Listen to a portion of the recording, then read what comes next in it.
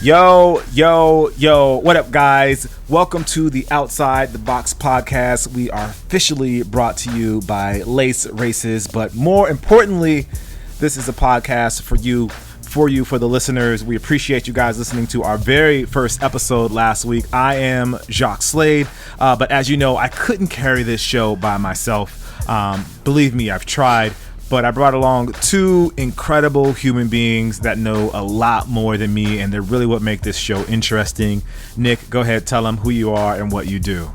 Nick Engvall, and I run a site called Sneaker History. Done a bunch of stuff in sneakers over the last decade or so, and but most importantly, Tiffany, who is the most important person on the show. I don't know who you are.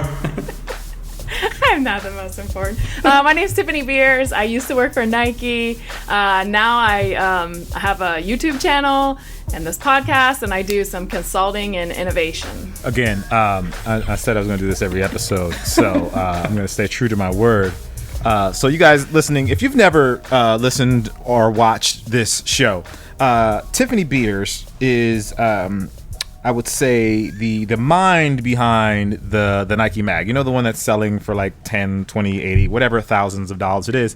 Yeah, she did that. And the Hyper Adapt, you know, the shoe that's only like $720 and that laces itself based on some sort of wizardry. Yeah, she did that as well. But, you know, she just works at Nike and she consults. We'll leave it at that. Yeah, good one. Great one. Yeah, we get it. Anyway, so let's kick off this show. I've been trying to find a way to put this. I've been thinking about this because we've been kind of sitting on this story. But Tinker is angry. And by Tinker, I'm going to say Tinker Hatfield. For those that don't know, Tinker Hatfield, he is a designer at Nike. Legendary status when it comes to sneaker and shoe design. He created the Air Max 1, every Jordan, I believe, from 1 to 15, plus more after that, in and out.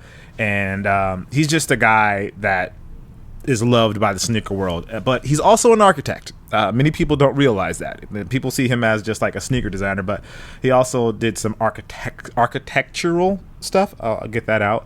And he has an issue with the University of Oregon.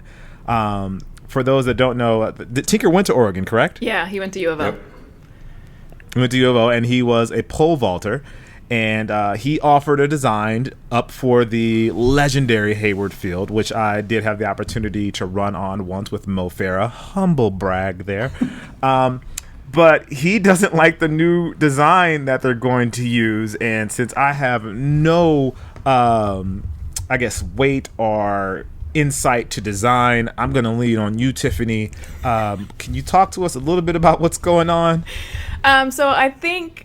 from the article, so there was an article in the Oregonian. I think from what happened is he put forward a design, and a few other firms put forward a new design to optimize and improve Hayward Field. And that's because of the Olympic trials and all these big events that are coming up.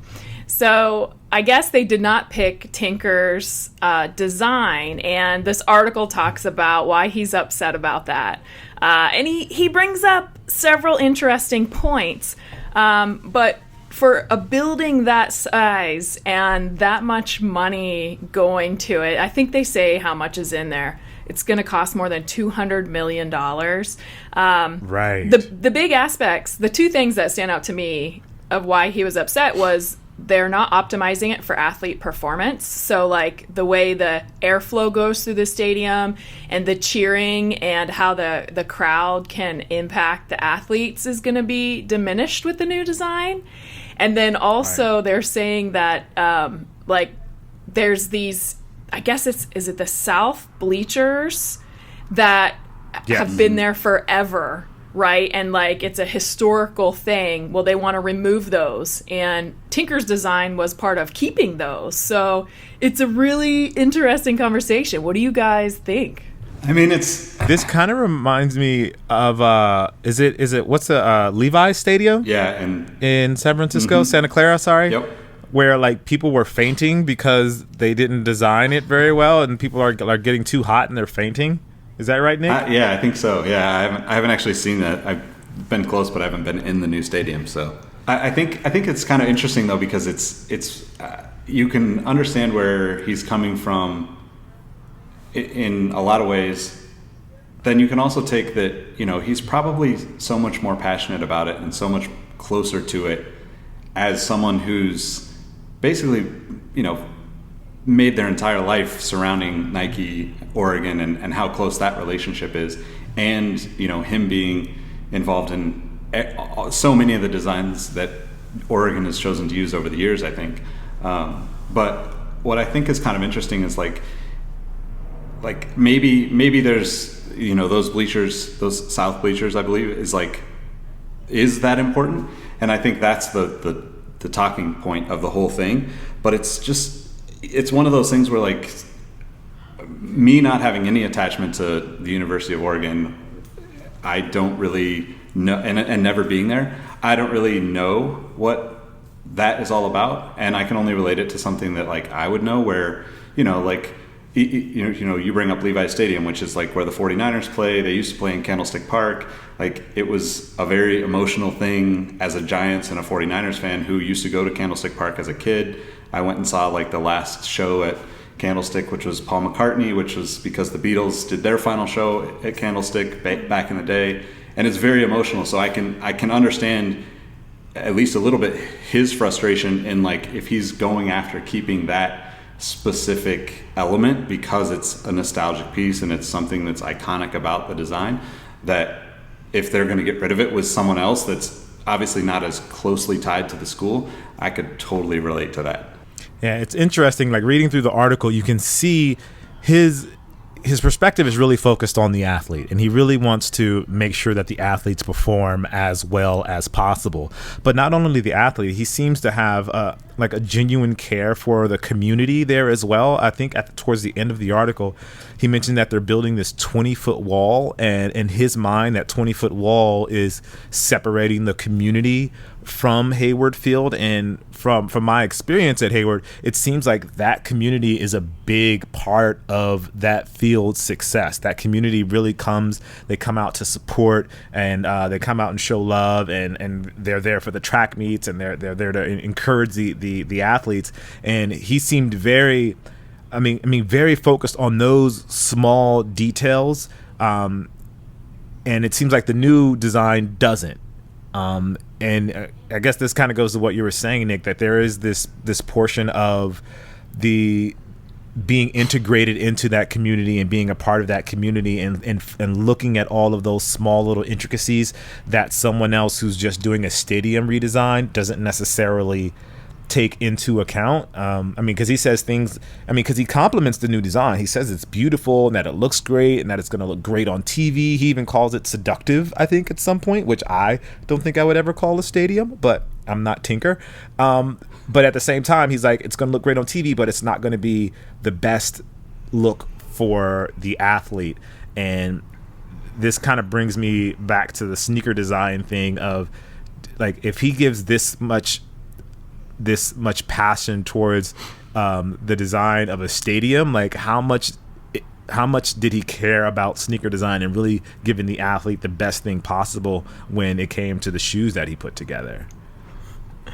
Oh man, he's so passionate about it. You can see in this article his entire focus is the athlete. From my perspective, and I worked with him for 10 years. That was number one always. Like, if you came up with a new concept or prototype or something, the first question is, how's it going to work for the athlete? What's the athlete? What's the athletic perspective? So that's foremost number one for him. When you talk about the wall, though, at Hayward Field, like, where it separates the community from the school, part of me wondered, like, is that a safety concern thing? Like, there's a lot of mishaps at schools these days. Is there a need for more protection around the athletic fields? Is that what they were doing there? Like, I didn't think of that until just now, but I kind of wonder, like, actually behind this whole article, like, is Tinker not part of the conversation? Because it feels like he should absolutely be, and this should be a conversation and a discussion to meet in the middle, what's best for the athlete, the community, everything. And I'm guessing he's not, because for him to go public with this email, like, I was blown away. Like, holy cow, wow, okay. Yeah, he spares no punches at all. He's definitely, you can hear the passion in his voice, and in like just reading the email, you can tell he's I don't want to say he's angry. It seems more, and it doesn't seem that he's angry. He's just more concerned that they're going for what is it? Not function, but what's the word? Beauty over function, I guess. Aesthetics, yeah. Aesthetics over function. And he's definitely not that kind of guy. It's kind of interesting, the comments. There's a couple of them. I mean, a lot of people have, obviously their own opinions, and some people are saying that like it's not that important, and you're not taking in. It's not a good place to see things anyway. But then there's one comment in particular that says that there was a recent interview with a registered guard that Phil Knight actually dismissed Tinker's claims and dispatched his own team to inspect the grandstand and came away convinced that the structure was failing. So, to your point, Tiffany, like the safety there, I think like becomes a piece where it's like he's saying that describes it as safety hazard and potential liability, which I think, not knowing too much about this, world, so to speak, obviously, like no matter how much you want to keep the old look and feel of something, it becomes that much more expensive if the actual foundation, if the actual structure is in any way a liability. So yeah. And speaking of aesthetics over function, there's a new slide out in the world. I don't know if you guys have seen it. I have.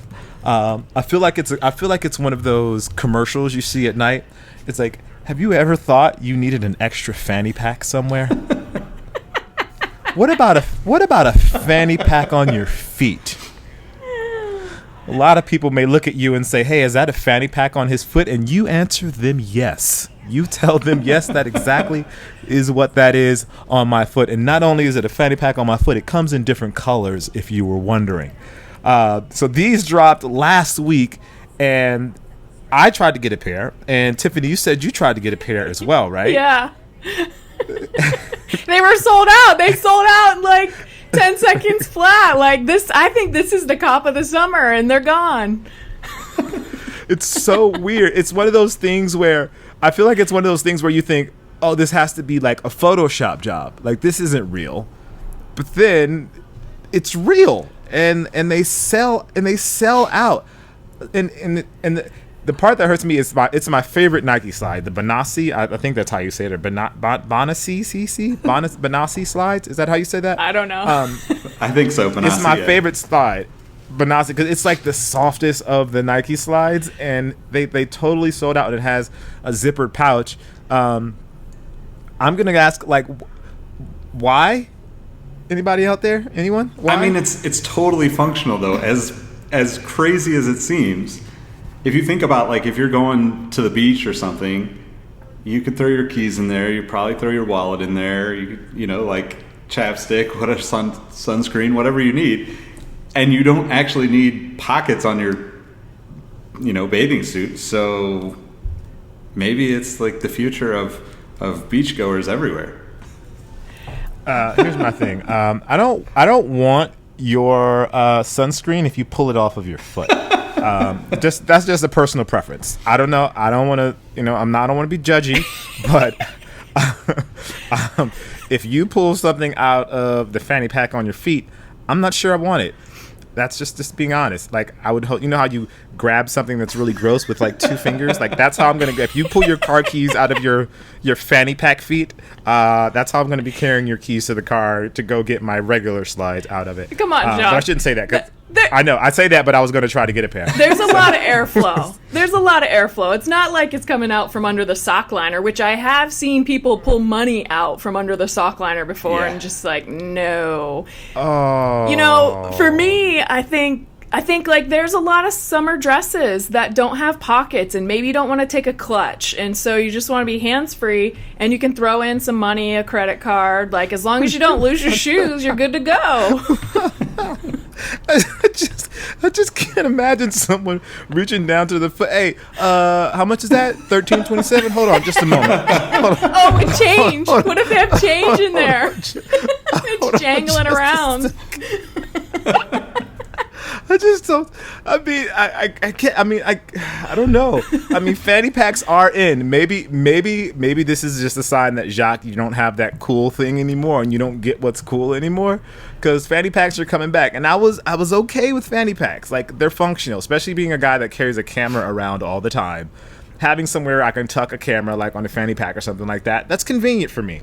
I just don't know how convenient it is to reach down to my foot to grab $13.27. I just don't get it. That's a good point too. We gotta get a pair. We gotta check them out. I think so.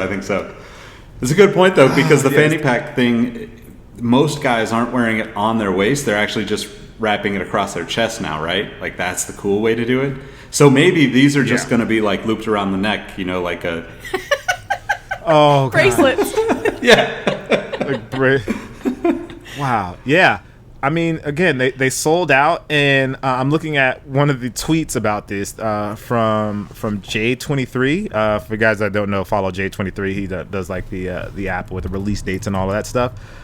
His tweet about these shoes was liked 13,000 times, and the conversation on Twitter, it looks like there was 5,135 retweets. What? For this. See, it's huge. Yeah. So like that, and I'm gonna read some. Okay, we have to read through some of these tweets. Just so there's a tweet here. What does it say here? So I found my new favorite thing. Someone please tell me where I can buy these. That's from Samantha, Lion Face Sam, and just I could just keep going on. What does this say? And get a matching fanny pack and headband. Okay, so some people putting together an outfit with these. That one was from Alex Whelan, and like there's literally 5,000 of these. Oh, here's one. Mike Townsend. I will transcend the term father. I will be the ultimate dad. That's where I see a dad pulling sunscreen out of his sandals. No. Absolutely, a hairy toad. Just a dad with hairy toes, and he's like, Todd, get over here and put on some sunscreen. Dad, we don't have any. Well, this is when you shouldn't doubt your father, Todd. And he goes into his fanny pack on his shoes, and he pulls out sunscreen. Your dad is always prepared, Todd. And Todd is the most embarrassed kid at the beach because he's putting sunscreen on his face that came from his father's feet. Just putting it out there. But just putting it out fanny pack Benassi sides saving children's skin since 2018. Since 2018, and I'm just amazed by this. 5,000 retweets and 13,845 likes. That doesn't tell you that people were feeling these. I wonder if they're reselling. I'm gonna check on and see if they're reselling while we go to our next story. Sorry, so moving on just a little bit. I don't want to say it's a controversy, but there is some talk about Nike and their stance or what they're doing for the LGBTQ community. Sneaker Freaker posted an article about Nike being called out for appropriating LGBTQ culture for profit. Now, this stems from their new Be True 2018 collection, which actually looks really great. The collection does look really nice.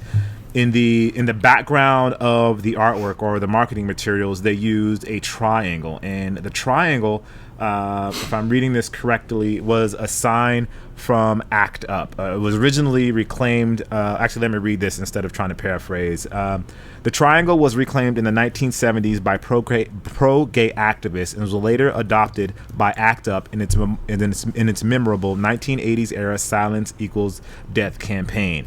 And based on this article, according to Time magazine, the brightly colored symbol is now often worn proudly, but it was born from a dark period in LGBTQ history and world history. Just as the Nazis forced Jewish people to wear a yellow Star of David, they forced people they labeled as gay to wear inverted pink triangles. Again, that's from Time magazine.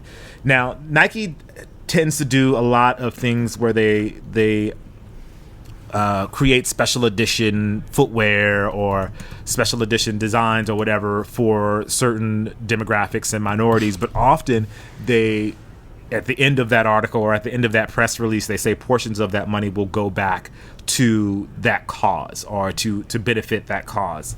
They do this with the with their Be True not the Be True collection, sorry, the stuff they do for Black History Month. They also do it with the what's the Native American collection N7. that they do, the N7, the N7 collection.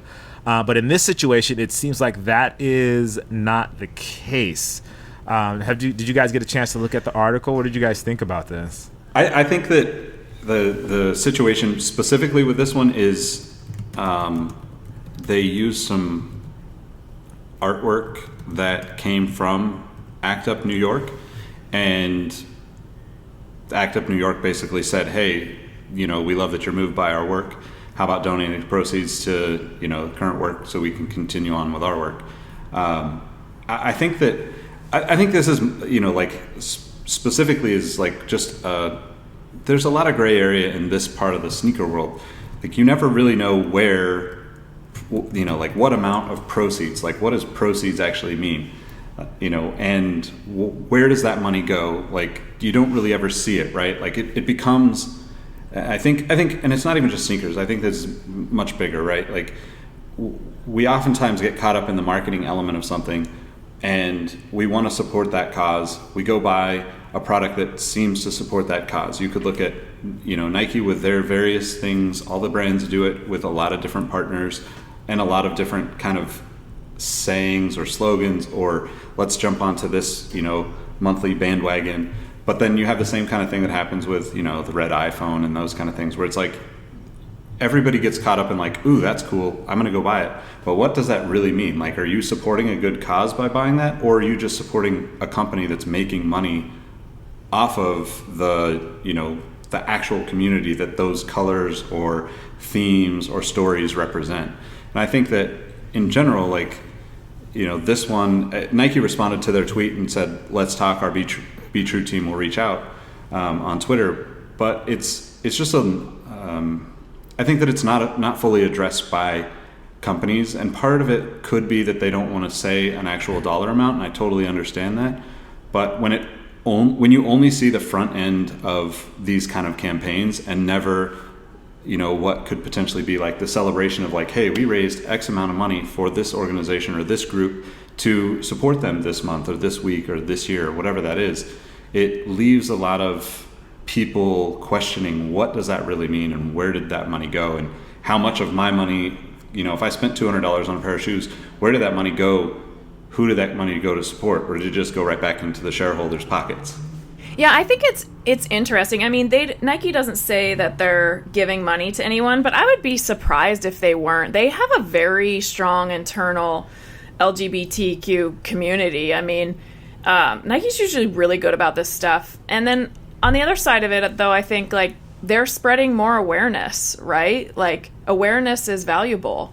So I hope they do have the discussion with ACT and they kind of figure it out, because I think the shoes look great and it could be such a great combo and collaboration between the community and Nike and ACT and everybody. No, agreed. And for me, I think the good thing about this is I feel like we should always keep corporations honest, regardless of who they are, whether they're Nike, whether they're Apple, whether they're Google.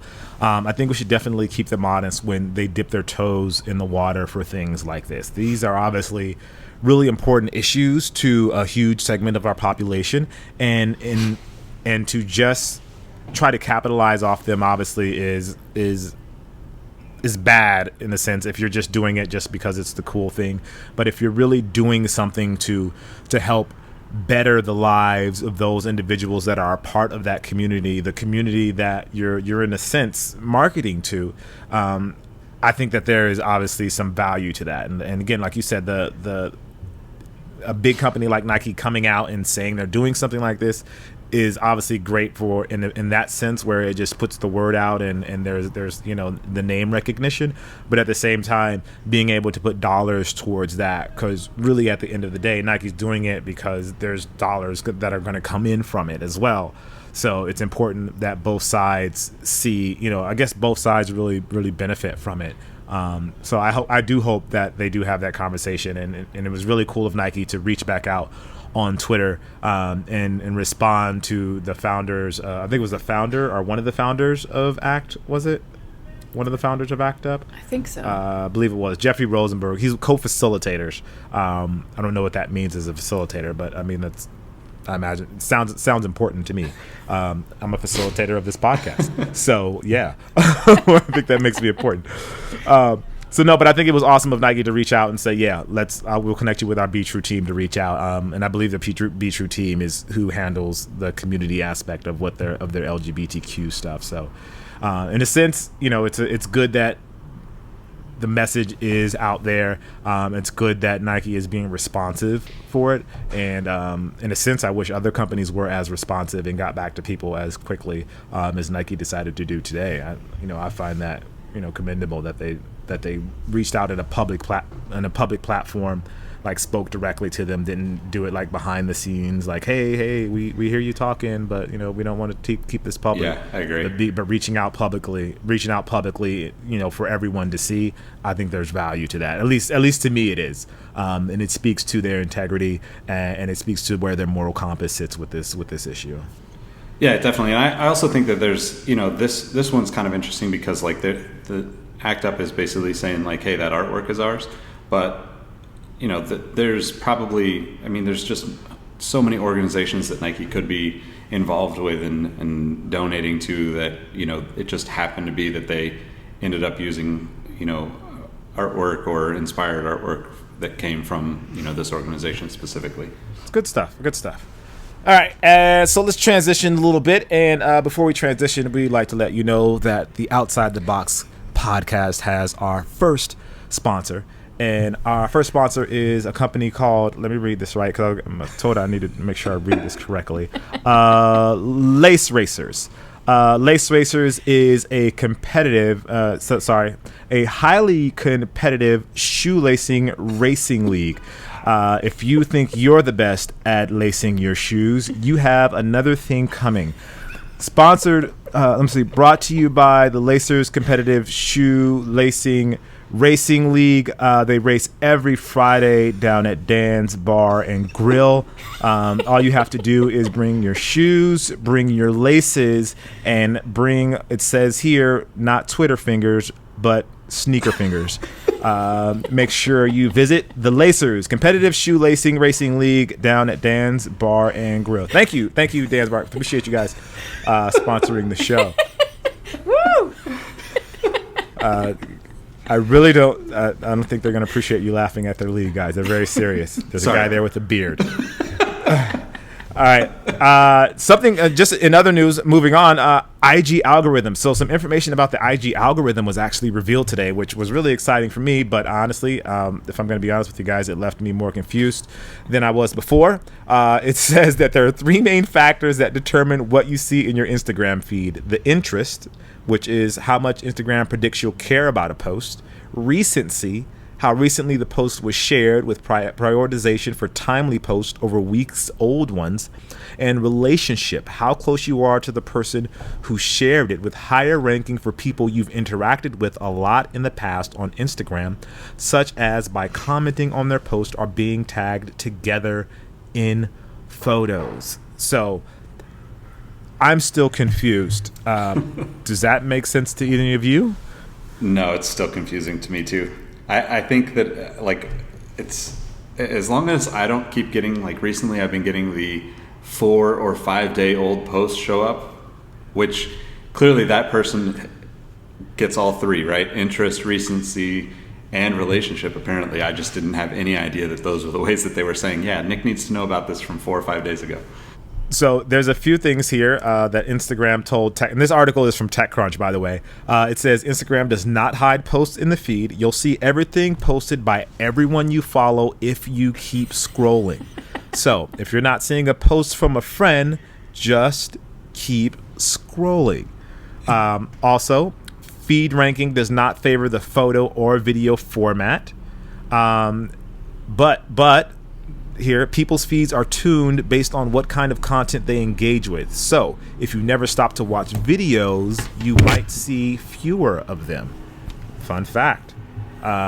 Does not favor stories or live, doesn't downrank users for posting too frequently, doesn't give feed preference to personal accounts versus business accounts, and shadow banning is not a real thing, and Instagram does not hide people's content for posting too many hashtags or taking other actions.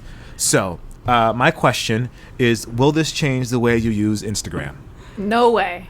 I mean, this is so confusing. What's happening? Like, can we just all post and check out each other's stuff and not have to have the corporation that runs it, like, modify and edit it? Like, come on, guys.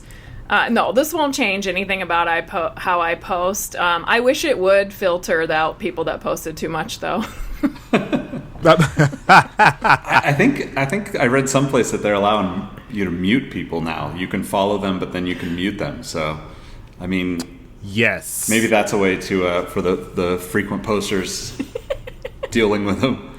I think it's. Yeah. I don't think this changes anything for anybody. I don't think anybody's gonna like walk away from this and be like, I finally figured out Instagram. And I also think that like the non-chronological feed, no matter where you put it, no matter what site you're on, I don't think anybody really truly enjoys it. Like, why? It's right. Like, okay, now Instagram feels more and more like Facebook, when Facebook changed that stuff years ago and we all got frustrated with Facebook. And then Twitter's the same thing. I think that it wouldn't surprise me if some company came along and just said, you know what, we're just not going to mess with the chronological order of posts that go out, and you guys are going to enjoy it for a long time. I would actually use that app, because the reality is all these different platforms offer almost the identical, same posting services, promotions, likes, favorites, all that stuff. So yeah, but then I wonder if it would turn into Twitter, where you see people posting the same thing 3 or 4 times a day just because they know different people will see it at different times of the day. No, I wonder if that would. No, oh, yeah, okay. I would. All right. Well, I would hate that if it happens. I would hate that. That happens on Twitter. I don't pay enough attention, I guess. Oh, and then also in this article it says there's 3 other factors: frequency, following, and usage. Frequency, how often you open Instagram, as it will try to show you the best posts since your last visit. Following, if you follow a lot of people, Instagram will be picking from a wider breadth of authors, so you might see less of any specific person. And usage, how long you spend on Instagram determines if you're just seeing the best photos during short sessions, or it's digging deeper into its catalog if you spend more total time browsing. So there's a lot of different things there. All right, now on keeping with the tech stuff, Apple announced a bunch of different stuff today at WWDC, which is their developers conference. Something that I've always wanted to go to, but I probably don't belong there just because I don't know anything about code. I know a little bit of HTML, and I know Morse code, but I don't think any of that qualifies me to go. That's just being honest. But there's very cool. There's a dark mode, which is they're going to introduce on Mac OS, which is going to be called Mojave now. I think that looks very cool. They're introducing stacks for your notifications. So all of us use the iPhone. So you know how your iPhone has all of those notifications based throughout the day, whether they come from Twitter or Instagram or iMessage or news or any of that kind of stuff. Yeah. In the new update, iOS 12, they're going to start stacking those together. So you just won't have this incredibly long list of notifications. So if you get 10 text messages from 10 different people, it'll stack those all in one stack. And when you tap it, it'll expand it, and you can, collapse and expand it, which I am going to absolutely love. And they have the few other things. If you guys are interested in that kind of stuff, make sure you go to like Verge. They have all of that information broken out, or Gizmodo or something like that. Did you guys get a chance to catch it, or am I the only nerd on this podcast and watched the whole keynote speech myself? I didn't watch the whole thing, but I just caught like bits and pieces of it, and then kind of followed along on Twitter from most of the accounts that are talking about it. I think the 2 interesting ones, like you said, are the putting all the notifications into one, like that. Just, I think you've used an Android in the past, Jacques, right? I think Android does that. Yeah, I think like it does. It reminds me of like old BlackBerry, which yes, I'm still like waiting for BlackBerry to have a resurgence. But but I also was pretty excited about the FaceTime. You know, the group FaceTime thing is, I could see being super, super valuable for companies and for, like, I mean, just like my family, for instance. I would love to be able to have like the whole family, you know, like have a conversation together once in a while, because we're all spread out in different states. So that's kind of cool. I mean, 32 people, I don't know if I have enough friends that I actually would talk to all of them at one time, but it's definitely a cool feature. Yeah, the FaceTime group calling, I really love that. That's going to be awesome. Actually, we should do a podcast that way, you know, see if it works. Yes. And that'd be amazing. I'm kind of also excited about the memoji. I mean, it's fun. It's like, I always like it when the emojis look like the people, because I just laugh at it. It makes me smile. That's good. I'm not opposed to that. I think that's definitely a cool thing. I don't know how much I'll play. Like, I thought I was going to be really excited about the animojis, and I realized that I didn't really use it as much as I thought I was going to. Yeah, same here. There's another thing though. They do the Measure app, which I thought was really cool. Like if you're in construction or something like that, being able to use the AR app, so augmented reality is obviously a big thing. So they have that Measure app where you can literally measure things like in virtual world. I thought that was kind of cool. That's awesome. That seems amazing. Now they just need one to weigh, so I can put stuff on it, like to weigh it. But I imagine people would crush their phones. But never mind. Ignore that one. Ignore that one, Apple. Since I know you're watching this podcast. And then screen time, which is, I imagine the kids are going to hate, where it is going to allow parents to control how much time you can be in certain apps, or you could be on your phone, from gaming to social media to down to like the app. Like it allows your parents can literally control how much you use those apps, and then it sends a report. But at the same time, they have an adult version of that, which will send you a report saying how much time you spent on a particular app, which I'm not sure I'm ready to see how much time I spend on Instagram. Yep. But, you know, it's probably better. It's probably better that I do see that information, to be honest. I think we should take a guess before the app comes out on how much time we actually spend and see how accurate they are. Oh, man. So here's see, my Instagram time is research. I'm doing research. A lot of studying. So it's not just social. I'm not socially active on Instagram as much. I do a lot of research. Like there's a lot of camera and tech stuff happening. So I mean, for me, I'm managing almost a dozen accounts right now. So what? I probably spend, I mean, it's got to be like 8 hours a day on Instagram, because I'm constantly posting for people, you know, like not my own account, but like people that I manage the account for and just kind of community manage for. So that for me has got to be just a ridiculous amount of time, because I'm almost always on Instagram if I have my phone in my hand. Wow. I mean, I check mine several times a day. Okay, I probably check it 20 or 30 times a day, but I'm on there for like 2 minutes max. Still, that's like 2 hours. Really? Yeah. I'm about to say, I don't think I could do 2 minutes max. Like I get on, like I just get trapped.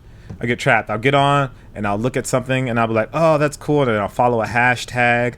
And next thing you know, I'm watching a video about something. And then that video leads me to another video. And next thing I know, it's been like 30 minutes. And I'm like, oh my gosh, I was literally just getting on to respond to a comment. And I've been on for 30 minutes. But it's because I'm curious. So it's not because I'm socially inept. So, you know, let's put that out there. And with that, we want to thank you guys for listening to the latest episode of Outside the Box podcast. And I'm Jacques Slade. Again, you can find me all over the internet at Cousteau, which is Kustoo. I could not do this show by myself, but before I get to them, I have one last update from the Lacers Competitive Shoelacing League. It appears that Bob is going to be disqualified for this week's competition. It was reported that he was using Velcro on his laces, which gave him an unfair advantage, and he has been kicked out of this week's competition. So big fans of Bob. So for fans of Bob, sorry, you guys. You are going to be highly disappointed because Bob will not be there this week. Sorry to hear that, Bob. Bob, get it together. We hope you get things right. I was trying to make it through. I couldn't make it through. That's a stiff penalty. Again, I'm Jacques Slade, but I'm here with two amazing guests. Nick, go ahead, tell them who you are and how they can find you. Nick Engvall. You can find me on all platforms under Nick Engvall, NickEngvall. But most importantly, Tiffany, tell them how they can find you. Tiffany Beers, all platforms, TiffanyBeers. As always, guys, thank you for watching. If you have any comments on anything that we talked about today, feel free to leave us a comment either on Instagram, on Twitter, or on YouTube. Just let us know what you think about the show, or if there's some topics you want us to discuss. And also, if you know any sponsors that want to sponsor the show. With that, we appreciate you guys, and we'll see you or talk to you next week. Peace. See ya.